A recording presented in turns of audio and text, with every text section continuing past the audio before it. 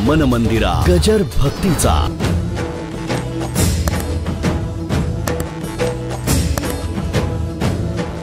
कामाची फलश्रुती मनात आल्याबरोबर मिळत नाहीये, त्याच्याकरता सुद्धा कर्म आहे. पैसा काही चटकन मिळत नाही. पैसा मिळवण्याकरता सुद्धा माणूस खटपट करतो आणि मग म्हणतो मी 100 रुपयाच्या भांडवलाने सुरू केली आणि आता माझं 10 लाखाचं भांडवल आहे. म्हणजे ते 100 रुपये घेतले, धंदा केला, रात्रंदिवस खटपट केली, ते भांडवल वाढवलं, योग्य तऱ्हेने जतन केलं, माल खपवला आणि मग फळ मिळालं. मोक्षाकरता सुद्धा माणसाला साधन चतुष्ट संपन्न असावं लागतं, बरं का, तरच ती प्राप्ती होते. म्हणजे हे जे 4 पुरुषार्थ आहेत ते आयुष्याच्या साधनेची फलश्रुती झाली तर होईल, नाही तर नाही, बरं का. कोणत्याही कर्माचा शेवट कर्म केलं तरी ते नीट होईल असं काही सांगता येत नाही कोणाला छातीवर हात ठेवून. रोजची स्वयंपाक करणारी बाई असं काही म्हणू शकत नाही की आज मी तसंच करीन, नाही होऊ शकत, बरं का. कामाच्या माध्यमातून ज्या मुलाबाळांच्या करता खटपट केली, मुलं बाळ झाली, ती चांगली निघतील असं काही सांगता येत नाही. माणसं म्हणतात आम्ही पोराबाळांना घडवलं, द्या सोडून. त्यांना मार्गदर्शन करावं, शेवटी करायचं न करायचं हे प्रभूच्या हातात असतं. त्या पद्धतीने कार्य जीवनामध्ये चालू असतं. म्हणजे इतकं काही सोपं नाही, कर्म हे करावंच लागतं. असं आहे का की मोक्ष चटकन मिळाला?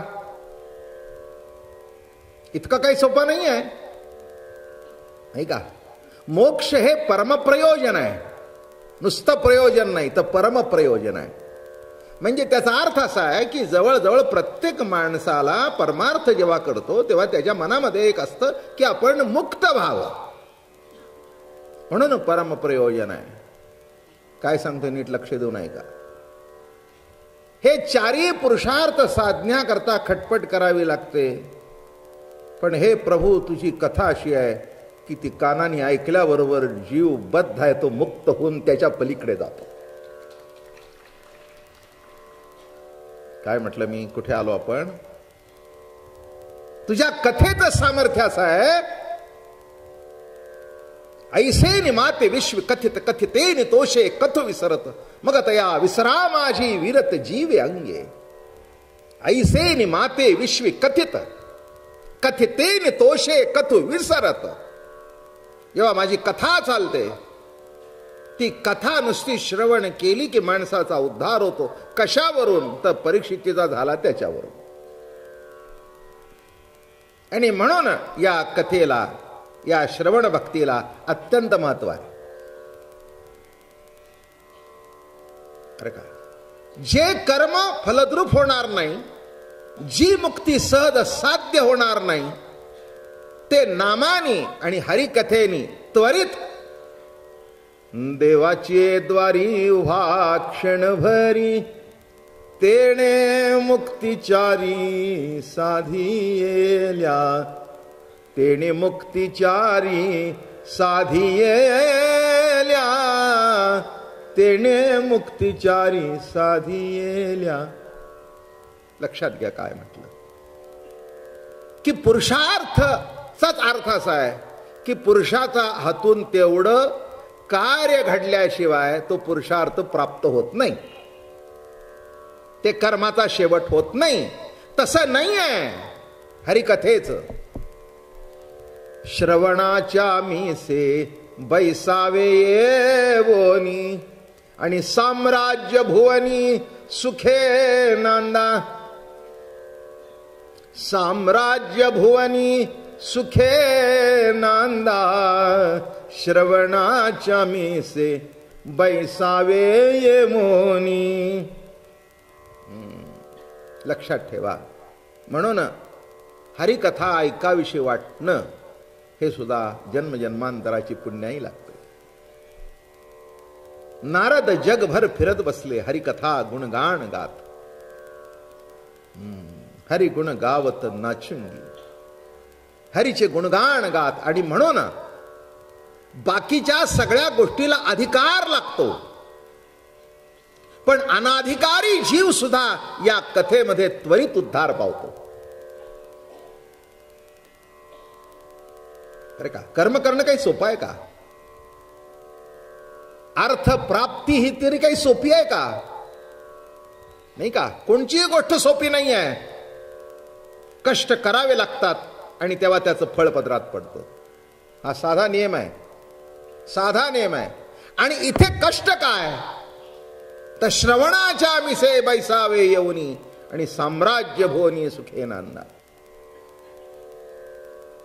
आणि अशी ही कथा चालू आहे. भगवंतानी त्या गोपींना अडवलं. अरे प्रेम आहे, प्रेम आहे, प्रेम आहे म्हणता. अरे खरं प्रेम असेल तर मी गुप्त झाल्यावर तुम्ही मरायला पाहिजे होतं, जिवंत कशा राहिला? तर म्हणाला जिवंत राहिलो ते तुझ्या कथेमुळे. काय? तू गुप्त झाल्यानंतर आम्ही तुझी कथा कानाने ऐकत होतो आणि तुझी कथा श्रवण केल्यानंतर सत्कथा श्रवण करवी पियुष चाखवी. सत्कथा श्रवण करणी पियुष चाखवी. सत्कथा श्रवण केल्यानंतर कानामध्ये जे अमृत गेलं त्या अमृतामुळे आम्हाला जीवन प्राप्त झालं. पण हे प्रभू एक सांगावंसं वाटतं, एक अजून पुढे जाऊन सांगतो. कथा ऐकल्यानंतर पाप जातं पण ताप जात नाही.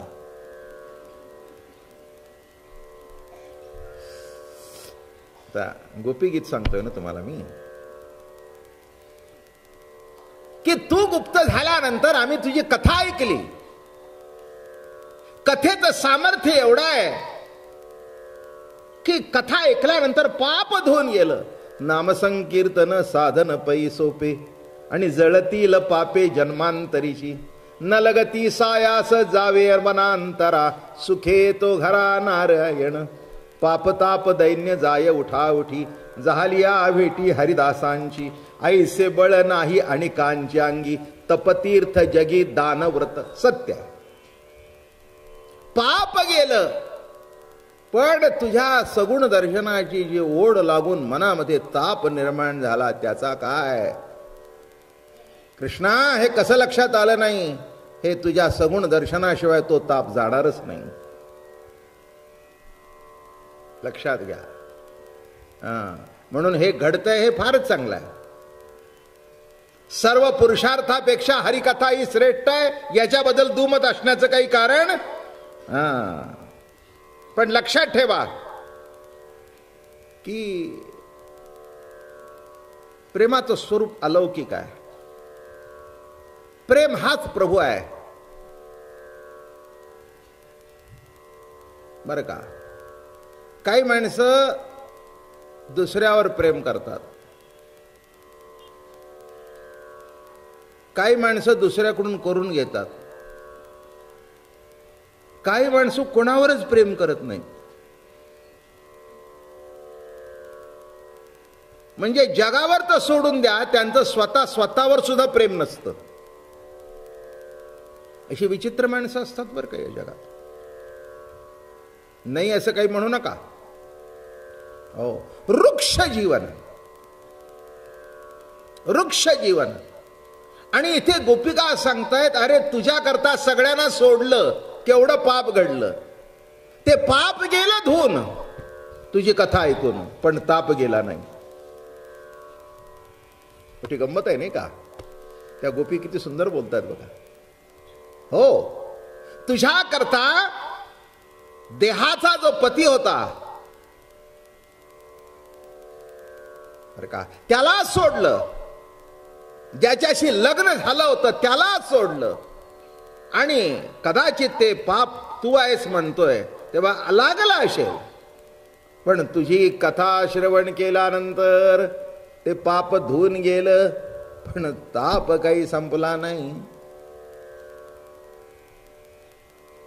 निरनिळ्या अंगाने थोडस आपण बघूया.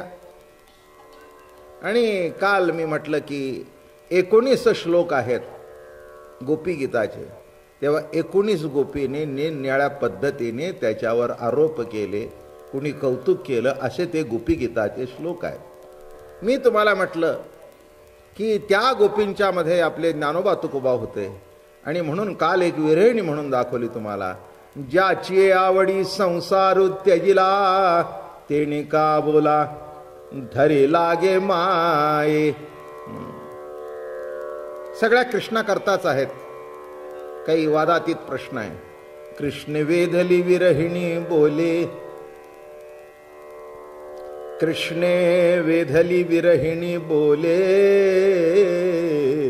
कृष्ण वेधली विरहिणी बोले. चंद्रमा करीतो उभारा गे माये, नलवा चंदन खाली विंजण वारा. हरिविण शून्य शेजारू गे माये,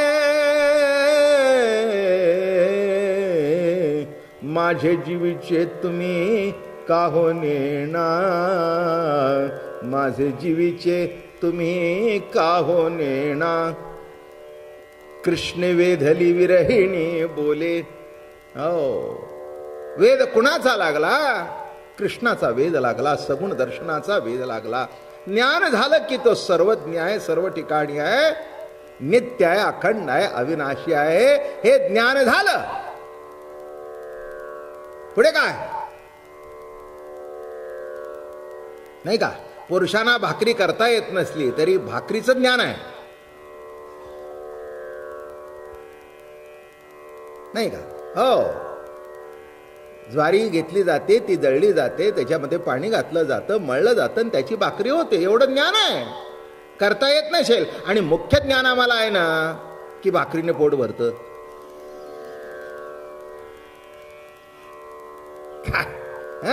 एवढं आहे ना. लक्षात ठेवा. पण एक महत्वाचा भाग सांगतो. नुसतं ज्ञान असून भागत नाही, ते कर्मातून प्रगट व्हावं लागतं. म्हणून जिच्या हातून ते कर्मातून प्रगट होतं तिला अनन्य व्हावं लागतं. आलं का लक्षात? त्या बायकोला अनन्य व्हावं लागतं, बरं का? म्हणून वस्तू आणून देतात पुरुष, पण करते बाई. तसं वस्तुरूप परमात्मा आहे, पण वस्तूची प्रक्रिया ज्याच्यातून प्रगट होते, प्रक्रिया, तिला प्रकृती म्हणावं. मन मंदिरा गजर भक्तीचा.